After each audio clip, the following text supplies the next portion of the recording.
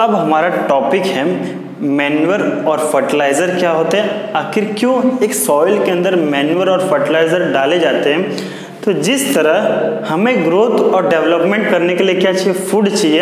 अब फूड के अंदर क्या होते हैं, न्यूट्रिएंट्स होते हैं। अब कौन से न्यूट्रिएंट्स होते हैं आपने पढ़ा होगा, कार्बोहाइड्रेट होते हैं, प्रोटीन होते हैं, विटामिन होते हैं, मिनरल्स होते हैं, वो प्रेजेंट होते हैं हमारे फूड के अंदर। उसकी वजह से हम क्या होते हैं, बहुत ही हेल्थी होते हैं। उसी तरह प्लांट्स को भी क्या चाहिए, न्यूट्रिएंट्स चाहिए, जिसकी वजह से क्या हो सके, हेल्थी रह सके।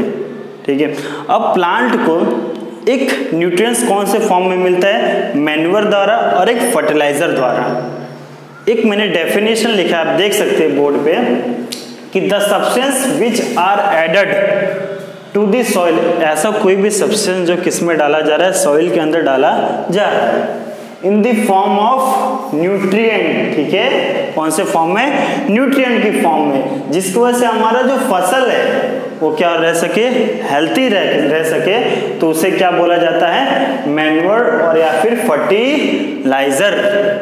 यानी कि इनडायरेक्टली यही बात हो रहा है कि हम क्या दे रहे हैं उसको, एक फूड दे रहे हैं जिसकी वजह से हमारे जो फसल है क्या रहे, हेल्थी रह सके। ठीक है, अब मैन्योर क्या होता है, manure is an organic substance. Manure एक ऑर्गेनिक सब्सटेंस है। ऑर्गेनिक सब्सटेंस मतलब वो किसका प्रोडक्ट है, एक जिंदा चीज का प्रोडक्ट है, एक कैटल का प्रोडक्ट है, एक कहते हैं ना काऊ का प्रोडक्ट है, बफेलो का प्रोडक्ट है। ऑर्गेनिक मतलब यही होता है, आपको ये याद रखना है। दो चीज में आप हरदम कंफ्यूज होंगे ज्यादातर आगे जाके कि ऑर्गेनिक और इनऑर्गेनिक क्या होता है। ऑर्गेनिक मतलब ऐसा कोई भी चीज जो कहाँ से मिल रहा है, जिंदा चीज में से मिल रहा है। काऊ डंक, ठीक है, गोबर, वो कहाँ से मिलता है, ऑफकोर्स जिंदा चीज का ही प्रोडक्ट है। तो manure is a organic substance obtained from the decomposition of the plant और एनिमल वेस्ट। जो प्लांट और एनिमल मरे रहते हैं, उनके डेड और डिकेइंग मटेरियल क्या रहती है, कॉम्प्लेक्स फॉर्म में रहती है। वो सिंपल फॉर्म में आने के बाद उसे क्या बोला जाता है, मैन्योर। आप देखोगे विलेज में कि बड़े बड़े गट्ठे होते हैं कि इतने ब्राउन ब्राउन कलर के, जिससे हमारे फार्मर एक ही जगह इकट्ठा करते हैं।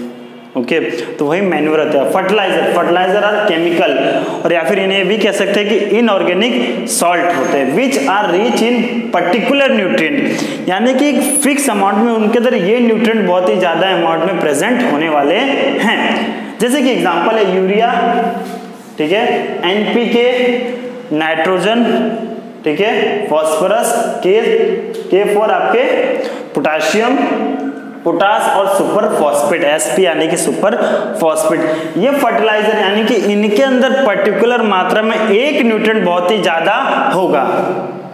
किसके अंदर, फर्टिलाइजर में। मैन्योर में ऐसा नहीं होता। मैन्योर में क्या होता है, हर एक न्यूट्रिएंट प्रेजेंट होते हैं, कम ज्यादा मात्रा में, अनइक्वल डिस्ट्रीब्यूशन होता है। ठीक है, अब इसका फायदा यह है कि जो मैन्योर होते हैं उनसे क्या पॉल्यूशन नहीं होता। फर्टिलाइजर क्या, उससे पॉल्यूशन होता है। आखिर क्यों हमें डालना पड़ता है उसके अंदर न्यूट्रिएंट। अब हर साल हम फसल उगाते जाएंगे, हमारे जो प्लांट है उस न्यूट्रिएंट्स को लेते जाएंगे, फिर हम उसे काटेंगे, ठीक है, तो उस सॉइल के अंदर न्यूट्रिएंट्स बचने कहाँ वाले हैं, कहाँ बचेंगे। इसलिए इसके अंदर क्या डाला जाता है, मैन्योर और फर्टिलाइजर। एक और तरीका है जिसकी वजह से हम क्या कर सकते हैं, रिप्लेनिश कर सकते हैं। हमारे रिप्लेनिश मतलब उसके अंदर फिर से न्यूट्रिएंट्स पहुंचा सकते हैं एक सॉइल के अंदर। तो क्रॉप रोटेशन, हर साल एक ही फसल नहीं उगाना चाहिए। किसी साल वीट उगाओ तो किसी साल पैडी उगाओ, तो वेरिएशन करना चाहिए ईयर टू ईयर। इसके वजह से भी क्या हो सकते हैं, हमारे सॉइल के अंदर न्यूट्रिएंट्स क्या हो सकते हैं, रिप्लेनिश हो सकते हैं। आपने 9th में पढ़ा, 7th में पढ़ा होगा इसके बारे में कि how to replenish the soil. ठीक है, तो ये बात होगी कि क्या होता है मैन्योर और या फिर फर्टिलाइजर। इसके सेकंड वीडियो लेक्चर में हम डिटेल में पढ़ेंगे, इनके बीच में डिफरेंशिएट क्या, बहुत इंपॉर्टेंट फैक्टर है, इसलिए मैं इसके लिए अलग वीडियो बना रहा हूँ। तो मैन्योर क्या होंगे, फर्टिलाइजर क्या होंगे, डिफरेंस आपको दिखाया जाएगा। So thank you. अगर आपको इस चैनल से फायदा हो रहा है, आपको कुछ ना कुछ नॉलेज मिल रहा है कुछ मात्रा में भी, तो हमारे चैनल को लाइक कीजिए, सब्सक्राइब कीजिए और कमेंट कीजिए, जिसकी वजह से हमें अप्रिशिएशन मिलेगा, जिसकी वजह से हम और हार्डवर्क करेंगे, हमें इम्प्रूवमेंट करने का एक जरिया मिलेगा। कोई भी मिस्टेक्स हो तो, क्योंकि मिस्टेक्स तो नहीं होंगी, बट एक कहते हैं ना कि इम्प्रूवमेंट करने के लिए कोई ना कोई पॉइंट करना पड़ता है, कवर करना पड़ता है।